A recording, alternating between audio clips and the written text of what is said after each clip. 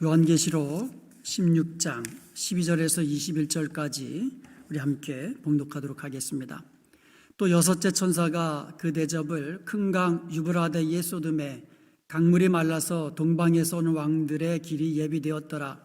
또 내가 봄에 개구리 같은 새 더러운 영이 용의 입과 짐승의 입과 거짓 선지자의 입에서 나오니 그들은 귀신의 영이라. 이적을 행하여 온 천하 왕들에게 가서 하나님 곧 전능하신 이의 큰 날에 있을 전쟁을 위하여 그들을 모으더라. 보라, 내가 도둑같이 오리니 누구든지 깨어 자기 옷을 지켜 벌거벗고 다니지 아니하며 자기의 부끄러움을 보이지 아니하는 자는 복이 있도다. 새 영이 히브리어로 아마겟돈이라 하는 것으로 왕들을 모으더라. 일곱째 천사가 그 대접을 공중의 소돔에 큰 음성이 성전에서 보좌로부터 나서 이르되 되었다 하시니 번개와 음성들과 우레소리가 있고 또 큰 지진이 있어 얼마나 큰지 사람이 땅에 있어 온 이래로 이같이 큰 지진이 없었더라. 큰 성이 세 갈래로 갈라지고 만국의 성들도 무너지니 큰 성 바벨론이 하나님 앞에 기억하신 바 되어 그의 맹렬한 진노의 포도주 잔을 받음에 각 섬도 없어지고 산악도 간데 없더라. 또 무게가 한 달란트나 되는 큰 우박이 하늘로부터 사람들에게 내리매 사람들이 그 우박의 재앙 때문에 하나님을 비방하니 그 재앙이 심히 크미러라. 아멘. 하나님께서 또 마지막 때에 심판하시는 그 심판 시리즈가 세 가지 있다 그랬습니다. 인을 떼는 거, 인봉된 인을 뗄 때마다 하나님 그 일곱 번째까지 또 재앙이 임하고 또 일곱 번째 인을 뗄 때에 그것이 이제 나팔 재앙으로 이어진다 그랬죠.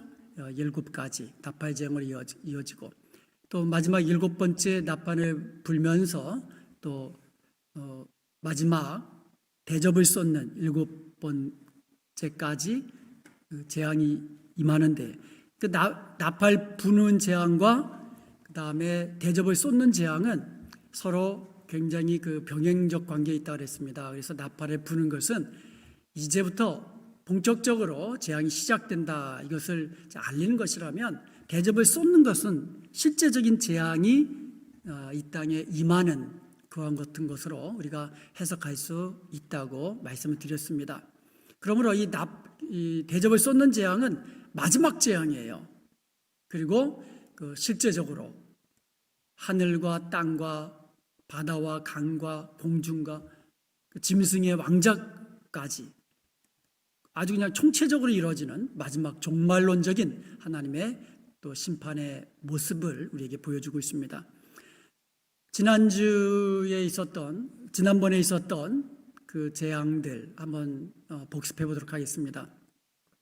자, 대접을 쏟는데 여러분 기억나세요? 첫 번째 어디다 쏜다 그랬어요? 땅에 쏟고 바다에 쏟고 강과 물에 쏟고 그리고 어디에 쏟습니까? 해에 쏟고 그리고 다섯 번째로 짐승의 왕자에 쏟고 그 다음에 큰 강 유브라테에 쏟고 그 다음에 공중에 쏟고 이게 일곱 가지 재앙이 각각 임하는데 자, 첫째 대접을 땅에 쏟는다 그랬어요. 그랬더니 짐승의 표를 받은 사람들, 그 다음에 우상에게 절한 사람들, 경배한 사람들, 이런 사람들에게 악하고 독한 종기가 났다 그랬습니다. 자, 첫 번째 재앙은 대접을 쏟는 재앙은 땅에 쏟았고, 그 다음에 누구에게 임했어요? 짐승을 섬겼던 사람들, 짐승의 표를 받았던 사람들, 짐승의 우상에게 절했던 사람들, 이런 사람들에게 또 악하고 독한 종기가 났습니다. 자, 두 번째 대접은 어디에 쏘았습니까? 바다에 쏘았습니다. 그랬더니 바다가 이 죽은 자의 피같이 변했다 그랬어요. 그래서 그 바다 안에 사는 모든 이 생물들이 죽었다 그랬어요. 그 다음에 세 번째로 강과 물의 근원에다 쏟은 거예요. 그랬더니 그 물 근원이 다 피같이 되었습니다. 그래서 하나님을 섬기는 사람들, 끝까지 믿음을 지키는 사람들, 이런 사람들을 핍박해서 죽였던 그 사람들이 그 피를 마시게 하신 거예요. 그러니까 꼭 그 피를 마시게 했다는 그런 의미라보다도 하나님께서 피값을 그들에게 받아내시는 거예요. 공의로우신 하나님의 심판의 모습을 우리가 볼 수가 있습니다. 바다도 그렇고 강과 물도 그렇고 전부 다 피같이 변해서 마실 게 없는 거예요. 얼마나 큰 고통이 임하겠습니까? 그리고 네 번째 대접을 해에다 쏟으니까 해가 권세를 받아가지고 사람들이 불로 태워버리는 거예요. 얼마나 해가 뜨겁게 불타오르는지 사람들이 크게 태움을 받았다 그랬어요. 이러한 고통 중에서도 사람들은 회개하지 아니하고 하나님의 이름을 비방하고 하나님께 영광도 돌리지 않았다 그랬습니다. 여러분, 이 사탄의 메인 사람들은요, 마음이 강팍해져 가지고 하나님의 능력을 보면서도 하나님 믿지 아니하고 회개하지도 않는 거예요. 그만큼 사탄에게 메인 심령은 강팍한 거예요. 예수님이 부활하셨음에도 불구하고 강팍해진 사람들은 어떻게 돼요?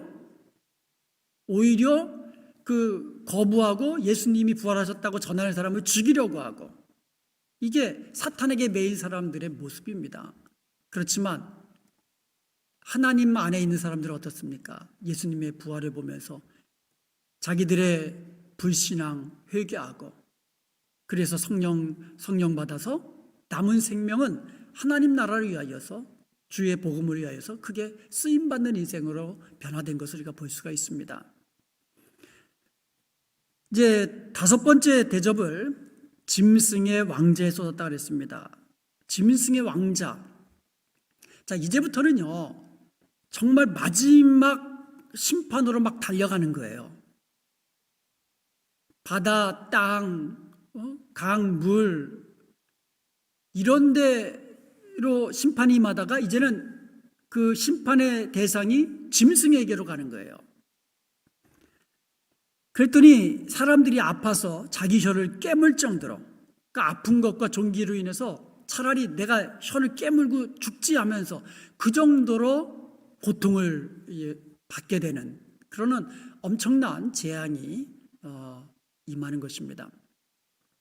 근데도 사람들이 어떻게 해요? 하늘의 하나님을 비방하고 자신들의 행위를 회개하지 아니하고, 그래서 사탄과 함께 멸망당하는 그와 같은 모습을 우리가 보게 되는 겁니다. 자, 이제 오늘 함께 봉독한 여섯 번째 대접을 어디다 쏟았습니까? 큰 강 유브라데. 유브라데는 이제 유프라테스 강을 의미하는 것이지요. 자, 큰 강 유프라테에 쏟으니까 강물이 말라서 동방에서 오는 왕들의 길이 예비되었더라. 이제 최후의 전쟁, 이제 아마겟돈 전쟁을 지금 언급하고 있는 겁니다. 큰 강, 유프라테스 강이 마른 거예요. 그래서 그 군대가 그 강을 통하여서 이제 진격해 들어오는 이제 그와 같은 모습을 우리가 이제 상상할 수가 있는 겁니다.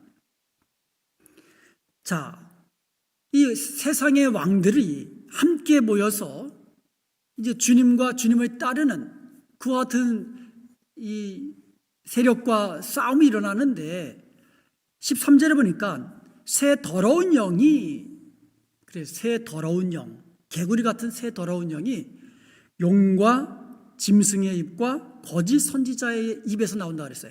여러분, 용과 두 짐승 기억나시죠? 용은 사탄이라고 그랬고요. 두 짐승 중에 이 바다에서 나온 짐승, 땅에서 올라오는 짐승, 두 짐승이 있습니다. 그래서 이것은 적그리스도와 거짓 이 선지자라고 그랬습니다. 그래서 이 사탄과 적그리스도와 이 거짓 선지자가 사탄적 삼위일체를 형성해 가지고 하나님을 대적한다 그랬거든요. 자, 그런데 이 각각 이 사탄과 적그리스도와 거짓 선지자의 입에서 이 영이 나오는 거예요. 자, 이 새 더러운 영이 14절에 보니까 어떤 영이라고 말하고 있어요? 귀신의 영이라, 귀신의 영이라. 그래가지고 이들이요, 이적을 행합니다. 사람들이요, 이적에 약해요. 말씀을 아무리 들어도요, 이적 한번 딱 하면은 그냥 쫓아가는 거예요. 제가 목회를 하면서 그런 사람 많이 봤습니다. 신앙생활 열심히 그냥 잘 정상적으로 하던 사람도요, 그냥 지나가는 사람 중에 아주 기도에 능력이 있다는 사람들 있잖아요. 예언의 은사 받았다는 사람들. 그런 사람이 교회 한번 딱 나타났다가 가면은요, 언제 그 집에 가가지고 이 머리 내밀고요, 안수받고 그래요. 어떻게 보면 이제 용한 점쟁이 찾아가듯이 그런 마음을 이 사람들이 가지고 있어요. 그래서 하늘에서 막 불이 내리게 하고 이런 이적을 눈앞에서 펼쳐보세요. 그러면서 이 사람들을 미혹해 하면 많은 사람들이 그 이적을 보고 미혹되는 거예요. 오늘 본문이 바로 그거 이야기하는 거예요. 이적을 행하니까 온 천하의 왕들이 그냥 붙는 거예요. 그래가지고 하나님 곧 전능하신 이의 큰 날에 있을 전쟁을 위하여 그들을 모으더라. 그러니까 마지막 큰 날, 이 마지막 큰 날, 마지막 전쟁, 이거는요, 하나님과 하나님 편, 사탄과 사탄 편이 마지막 전쟁을 벌이는 최후의 전쟁 아닙니까? 그런데 이 사탄이요, 자기 세력을 확보할 때에 바로 귀신의 영, 새 더러운 영, 사탄의 영과 적그리스도의 영과 거짓 선지자의 이 영이 꿰가지고 왕들을 꿰가지고는 함께 모여서 마지막 큰 날, 하나님의 그 마지막 큰 날, 그러니까 종말적 심판의 날이거든요. 이 날을 예비하는 거죠. 어떻게 보면 하나님의 심판을 그들이 준비하는 거죠. 한 번에 심판하시도록 저들이 모아놓는 거죠. 어떻게 보면 하나님의 큰 날은요, 하나님의 심판의 날과 같은 의미를 가지는, 그와 같은 종말적인 의미를 가지게 되는 겁니다. 16절에 한번 보겠습니다. 16절에 보니까 새 영이 히브리어로 아마겟돈이라는 곳으로 왕들을 모으더라. 그래서 이 새 더러운 영, 귀신의 영이요, 왕들을 이렇게 자기를 따르는 그 왕들을 귀합해가지고, 세력을 귀합해가지고 모아가지고 히브리어로 아마겟돈이라는 곳으로 왕들을 모았다. 이 아마겟돈이 이제 무기또라고 이야기하는 사람들도 있습니다. 그래서 유프라테스 강을 넘어서 이제 무기또 평야에서 이제 마지막 일전을 이제 겨루는. 그래서 이전에는요, 사람들이 이 아마겟돈 전쟁을 실제적인 제3차 전쟁 또는 마지막 세계대전일 것이다, 이렇게 주장하는 그런 사람들이 이제 많이 있었죠. 그런데 이게 점점점 무기가 발달해가지고 이제는 이것이 누가 요새 모아가지고 전쟁합니까? 지금 버튼 하나로 지금 전쟁하는 시대가 점점 다가오지 않았습니까? 버튼 누르면 미사일 날려가고, 비행기가 가가지고 버튼 누르면 폭격하고. 그래서 오늘날 점점 이게 어떤 무기가 발달되고 이러면서 이것이 모여서 전쟁하는 것이라기보다도 이것이 마지막 최후 전쟁, 하나님과 사탄의 세력 간의 마지막 전쟁, 영적인 전쟁으로 또 해석하는 그와 같은 이제 그 학자들도 있는 것입니다. 하여간 어떻게 해석하든지 간에 이것은 마지막 전쟁이거든요. 그리고 하나님과 하나님을 따르는 세력, 그리고 사탄과 그를 따르는 세력 간의 마지막 전쟁입니다. 마지막 심판이 일어나는 그 같은 전쟁이죠. 물론 하나님이 마지막 전쟁에서 심판으로 내리시는 거죠. 이런 가운데 요한은요, 16장 15절에서 목회적 경고를 주고 있습니다. 16장 15절을 한번 같이 보도록 하겠습니다. 보라, 내가 도둑같이 오리니 누구든지 깨어 자기 옷을 지켜 벌거벗고 다니지 아니하며 자기의 부끄러움을 보이지 않는 자는 복이 있도다. 여러분, 우리가요, 이렇게 심판의 때에 이제 주님이 다시 오시는 것을 생각해야 되는 거예요. 점점 그 심판의 강도가 세어지면서 하늘과 땅과 그냥 모든 것이 지금 하나님의 심판 아래에 있을 때는요, 우리는 그럴 때일수록 더 어떻게 된다고요? 깨어서 준비해야 된다라고 이야기하고 있습니다. 이 경고는요, 갑작스럽게 오시는 주님의 재림을 성도들은 대비해야 된다는 것을 우리에게 알려주고 있는 겁니다. 이 말은 다시 말해서 이제 심상치 않은 마지막 순간이 점점 다가오고 있다는 것을 암시하고 있는 거예요. 마지막 때 주님 다시 오시는 그 날 직전에 있을 이와 같은 하나님의 심판의 모습들, 주님의 재림의 전조들, 이와 같은 것을 보면 볼수록 우리는 더욱더 깨어서 준비해야 될 줄로 믿습니다. 그것을 이야기하는 거예요. 이제 무언가 심상치 않은 순간이 다가오고 있는 거예요. 그래서 7째 대접을 공중에 쏟는 마지막 나팔 불고 그 다음에 대접을 쏟고, 그 대접을 쏟는 재앙 중에서도 마지막 7번째 그 대접을 쏟는 재앙이 공중에 임하는 거예요. 자, 한번 보겠습니다. 17절에 7째 천사가 그 대접을 공중에 쏟음에 큰 음성이 성전에서 보좌로부터 나서 이르되 되었다. 대접을 어디에 쏟았습니까? 공중에 쏟은 거예요. 공중에 쏟으면 뭐 피할 데가 없는 거죠. 그러면서 하늘에 보좌로부터 되었다라는 말은 it's done. 그래서 요한계시록 21장 6절에 보면은요, 여기서는 이루었도다 이렇게 번역했어요. 다 되었도다. 18절을 보면은요, 공중에 쏟으니까 무슨 현상이 일어납니까? 번개와 음성들과 우레소리가 있고 또 큰 지진이 있고, 이 큰 지진이 얼마나 큰지요? 사람들이 땅에서 온 이래로 이같이 큰 지진이 없다라고 이야기하고 있어요. 여기에 보면은요, 번개, 음성, 우레, 큰 지진, 이와 같은 것들은요, 성경에 보면 종말론적인 그 어떤 현상으로 우리에게 알려주고 있습니다. 이제 끝났다 이거예요. 다 되었다. 자, 공중이라고 할 때에 이 공중이라는 것은 무엇을 의미할까요? 에베소 2장 2절에 보면 그때 너희는 그 가운데서 행하여 이 세상 풍조를 따르고 공중의 권세 잡은 자를 따랐으니 곧 지금 불순종의 아들들 가운데 역사하는 영이라. 사탄을 공중의 권세 잡은 자다 그랬어요. 자, 5번째는 어디다 쏟아졌어요? 짐승의 왕제에 쏟아졌어요. 그리고 마지막 7번째는 어디다 쏟아졌어요? 짐승이 권세로 잡고 있는 공중에 쏟아버린 거예요. 그러니까 심판이 점점 어디로 향하는 거예요? 짐승과 그가 권세 잡고 있는 이 공중에까지 이제는 이 심판이 임하는 겁니다. 즉 마지막 심판이요, 종말론적인 심판이라는 것을 우리에게 알려주고 있는 것입니다. 이런 이유로 성전에 있는 보좌로부터 이제 되었다, 이제 이루었다, 이런 음성이 나는 거예요.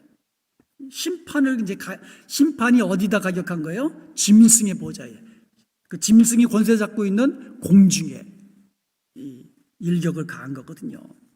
하나님의 심판이 이제 최종적이다, 다 마감되었다라는 것을 우리에게 보여주고 있는 것입니다. 자, 7대전 심판은요, 이렇게 종말적 심판의 현상들을 우리에게 묘사해 주고 있는데요. 자, 여기서 끝나지 않고요, 또 다른 사건이 전개되고 있습니다. 19절부터 21절인데요. 큰 성이 세 갈래로 갈라지고 만국의 성들도 무너지니 큰 성 바벨론이 하나님 앞에 기록되신 바 되어 그의 맹렬한 진노의 포도주잔을 받음에. 큰 성 바벨론이 하나님 앞에 기억되신 바 됐다 그랬어요. 여러분, 우리가 이 땅에서 하나님을 위하여서, 하나님 나라와 의를 위해서, 하나님의 영광을 위해서 주님의 몸된 교회를 위해서, 또 우리 주위의 소자, 작은 자 가운데서 우리가 한 모든 선한 일들, 이것은 주님이 다 기억되신 바 됩니다. 주님께서 갚아주실 줄로 믿습니다.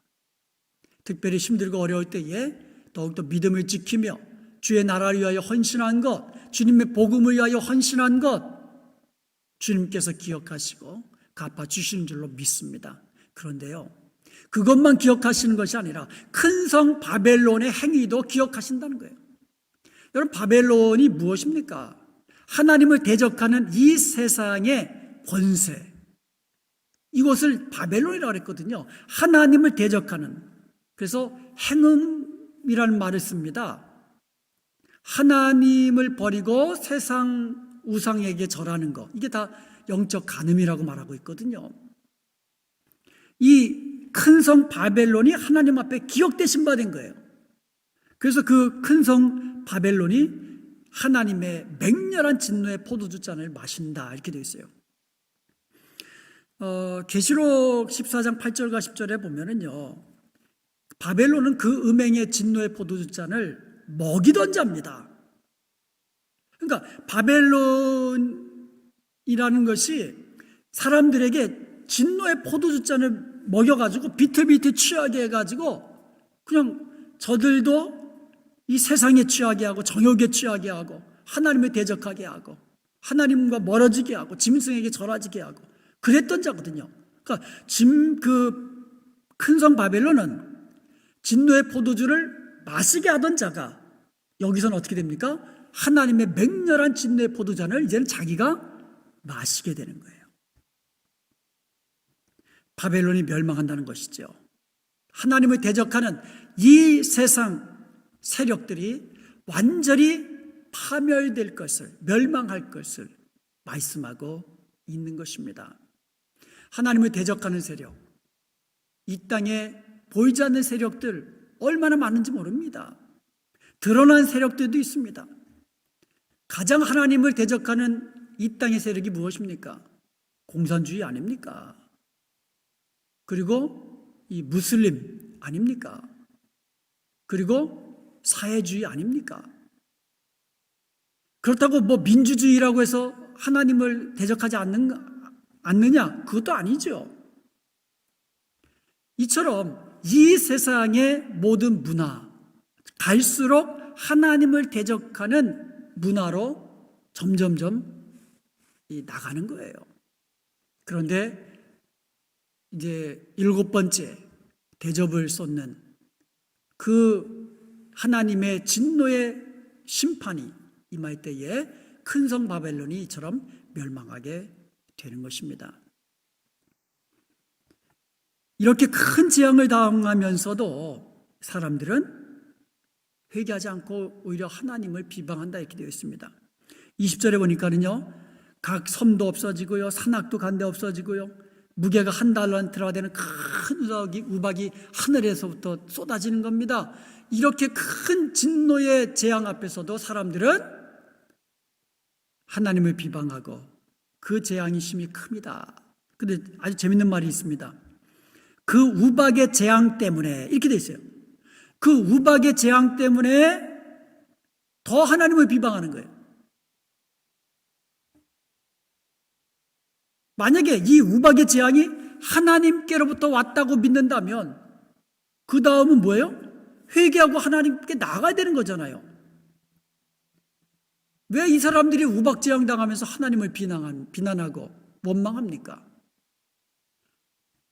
이 재앙이 하나님께로부터 왔다라고 정말 믿는다면 돌이켜 회개하고 하나님께 와야 되는 것이 어떻게 보면 당연한 논리적 귀결인데, 오히려 이 재앙 때문에 더 하나님 원망하고 비난하고 비방하고 회개치 아니하고 멸망의 길로 나아가는 겁니다. 이게 바로 사탄에게 매인 자들, 마음이 아주 그냥 강팍해진 자들, 이러한 자들의 모습인 것입니다.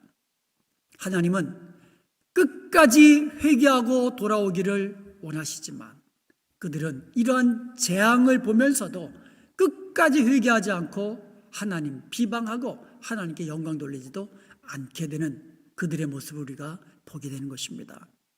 이제 우리는 그들과 달라야 되죠. 하나님의 심판의 모습을 볼 때마다 우리는 더 우리 자신을 돌아보면서 하나님 앞에 회개하고 하나님께 더 가까이 가고, 우리가 찬양했듯이 믿음의 반석 되신 우리 주님 그 위에 우리의 믿음을 굳게 지켜나가는 이와 같은 저희들의 모습이 되어야 될 줄로 믿습니다. 그런데 이런 하나님의 심판의 날에 복 있는 자가 등장합니다. 우리가 아까 살펴봤잖아요. 15절에 보면 이런 심판의 날에 복 있는 자가 누구인지 우리에게 알려주고 있어요. 15절 한번 다시 한번 보겠습니다. 보라, 내가 도둑같이 오리니 누구든지 깨어 자기 옷을 지켜 벌거벗고 다니지 아니하며 자기의 부끄러움을 보이지 않는 자가 복이 있도다. 자, 여기 보면은요, 이런 심판의 날에 복 있는 자가 등장을 합니다. 어떤 자가 복이 있다 그랬습니까? 깨어있는 자. 어떤 자가 복이 있다 그랬습니까? 자기 옷을 지켜 벌거벗고 다니지 않으면서 부끄러움을 보이지 않는 자, 이런 자들이 복 있는 자다 말씀하고 있습니다. 그러므로 여러분, 마지막 때가 점점 다가올수록 우리는 깨어있는 자가 되어야 될 줄로 믿습니다. 마태복음 24장 42절에 보면 그러므로 깨어있으라, 어느 날에 너희 주가 임하는지 너희가 알지 못함이라. 주님이 언제 오시는지 여러분 아세요? 모르시잖아요. 저도 모르고 아무도 모릅니다. 그래서 깨어있으라라고 얘기하는 거예요. 잠자지 말고 그냥 24시간 깨어있으라 그런 말이 아니죠. 영적으로 깨어서 주님의 재림의 날을 준비하라, 그 말씀 아닙니까? 언제 오실지 모르기 때문에. 만약에 언제 오실지를 안다면 우리가 자다가 시간 맞춰놓고 오시기 전에 깨면 되는데 언제 오실지 모르니까 깨어있으라는 거예요. 43절에 보니까 너희도 아는 바니 만일 집주인이 도둑이 어느 시각에 올 줄 알았더라면 깨어있어 그 집을 뚫지 못하게 하였으리라. 여러분, 도둑이요, 나 몇 시에 갈게 노티스하고 알려주고 그렇게 예보하고 도둑질하는 사람이 있습니까? 정말 생각지 못하는 때에, 그리고 집주인이 골아 떨어질 때에 살며시 들어와서 훔쳐가는 게 도둑 아닙니까? 그러므로 주님께서 말세를 살아가는 성도들에게 이같이 교훈하십니다. 44절에 보니까, 마태복음 24장 44절에 보니까 이러므로 너희도 준비하고 있으라, 생각하지 않을 때에 인자가 오리라. 그러니까 깨어있으라는 말은 다른 말하면 무슨 뜻이에요? 준비하고 있으라 이거예요. 주님의 재림을 준비하라는 거예요. 주님의 재림의 날을 준비하고 있으라는 거예요. 그냥 어느 날 갑자기 아무런 준비 없이 그날을 맞이하지 말라는 겁니다. 성도는 항상 깨어 있어야만 합니다. 깨어 있지 않으면요, 이 땅에서 사탄의 밥이 되기 쉬워요. 사탄은요, 우리를 유혹하고 시험하고 넘어지게 하는 자거든요. 거짓말로 속이는 자거든요. 그런데 깨어있지 않으면요, 언제 우리가 넘어질지 모르는 거예요. 사탄의 술수에 속아가지고. 예수님이 밤의 도둑같이 아무도 모르는 그때에, 알지 못하는 그 시간에 다시 재림하십니다. 그러므로 우리는 주님의 재림의 날을 늘 기억하면서 아멘 주 예수여 어서 오시옵소서, 이렇게 주님을 바라보는 마음으로 늘 이 땅에서 준비하는, 깨어있는 성도가 되어야 될 줄로 믿습니다.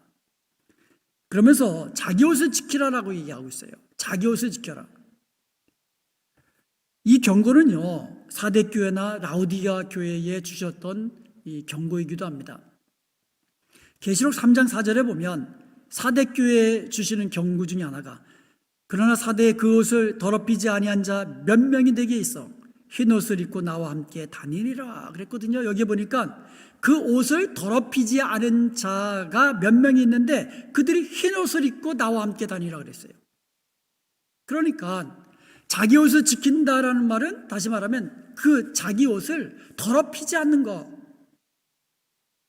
같은 말입니다. 계시록 3장 18절에 보니까 흰 옷을 사서 입어 벌거벗은 수치를 보이지 않게 하고 이렇게 되어 있어요. 라오디게아 교회에 주신 말씀이거든요. 흰 옷을 사서 입어서 벌거벗은 수치를 보이지 말라 이렇게 이야기하고 있어요. 여러분, 우리는 이미 예수 그리스도의 옷으로 이 새 옷으로 입은 이 주님의 자녀인 줄로 하나님의 자녀인 줄로 믿습니다. 그러므로 우리는요, 주님을 배반하지 아니하고 이 믿음, 이 주님이 주신 새 옷, 이것을 끝까지 믿음을 지켜서 이것을 우리의 옷을 지켜야 되는 거예요. 주님을 배반한다는 말은 이것이 지키지 못하고 벗겨진 것을 의미하는 거거든요. 우리의 믿음 끝까지 지켜야만 합니다. 인내함으로 지켜야만 합니다. 그리고 이 주님께서 주신 사명 끝까지 감당하면서 땅끝까지 주님의 복음을 전파하는 이 일에 정말 쓰임받는 인생으로 살아갈 수 있기를 바랍니다. 이것이 주님의 재림을 준비하는 사람들의 모습인 것입니다. 깨어서 기도하고 이 땅에서 주님이 우리에게 주신 사명 끝까지 감당하면서 세상과 구별된 거룩한 성도의 모습을 살면서 무엇보다도 한 영혼이라도 구원하기 위해서 주님의 마음으로 십자가의 복음을 전하는 저와 여러분 되시기를 바랍니다. 제가 어제 가드노에 있는 우리 목사님, 제 부모님 천국 환송 예배 잠시 다녀왔습니다. 근데 그 목사님의 그 부친이 목사님이세요. 근데 그 목사님은 이제 추도하면서 그분이 이제 한국에 있는 교회의 원로 목사님이신데요. 이런 말씀을 그 목사님이 한국에 있는 성도들에게 그런 말씀을 하셨대요. 코로나 얘기만 하지 말고 하나님 이야기를 해. 하나님 이야기를 하란 말이야. 이런 말씀을 하셨대요. 세상 사람들은요, 코로나 이야기하고 돈 이야기하고 그냥 세상 것 이야기하고 어디 가면 뭐가 좋네, 어디 가면 뭐가 좋네 이런 거 이야기하지만 우리 성도들은요, 예수님 이야기하고 십자가 이야기하고 천국 이야기하고 그래서 한 영혼이라도 구원하는 일에 우리가 쓰임받는 인생으로 살아야 될 줄로 믿습니다. 그래서 주님 다시 오시는 그날에 어쩌면 우리가 또 주님 모시기 전에 먼저 주님께로 갈 수가 있어요. 아무도 모릅니다.